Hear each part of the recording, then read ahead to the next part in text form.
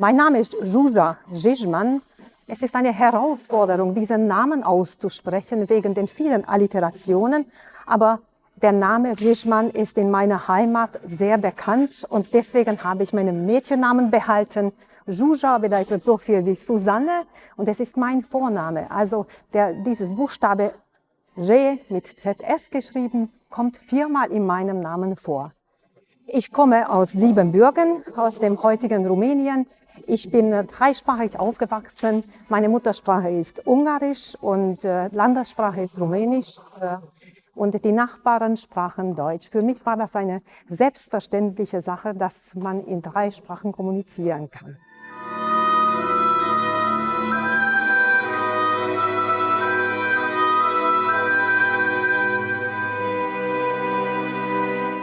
Mit 6 Jahren habe ich angefangen, Geige zu spielen, aus dem Grund, weil das eine musikalische Familie ist. Mein Großvater, Zsizsman Rezső, war stadtbekannter Organist und Kirchenmusiker. Von der anderen Seite, Moksai, mein anderer Großvater, war evangelischer Pastor.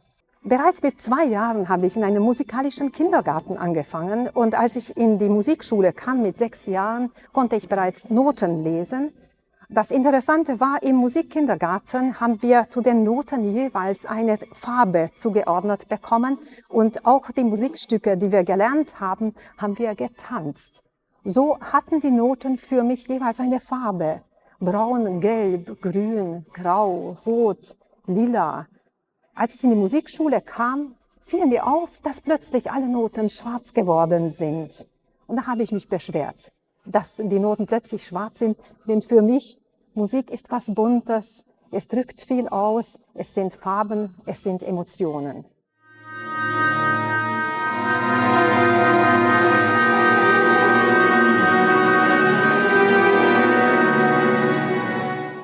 Vor 10 Jahren sind wir nach München gezogen. Ich hatte dann einen Zeitvertrag an der Staatsoper München bekommen, wo ich mehrere Verträge ausgefüllt habe und gleichzeitig auch Aushilfe bei den Münchner Philharmoniker gespielt habe. Zu dieser Zeit habe ich 2013 Julia Grossmann getroffen.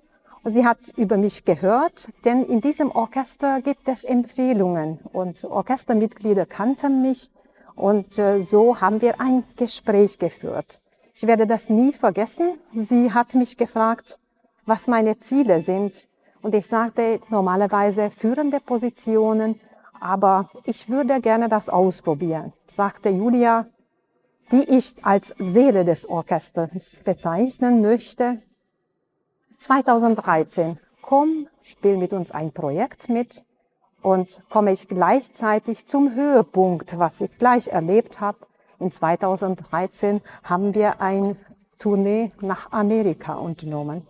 Und anschließend habe ich mir gedacht, auch wenn die führenden Positionen in diesem Orchester besetzt sind, du bist ein Teil des Orchesters, du spielst hier sehr gerne, die Programme sind sehr interessant und es herrscht eine sehr gute Atmosphäre.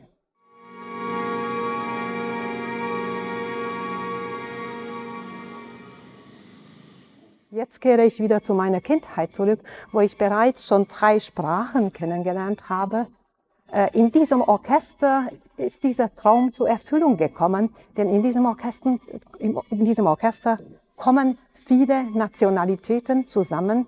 Wir sind alle verbunden durch die Musik und dadurch herrscht eine Homogenität, denn die Musik ist übergeordnet, unabhängig von Nationalität und Religion.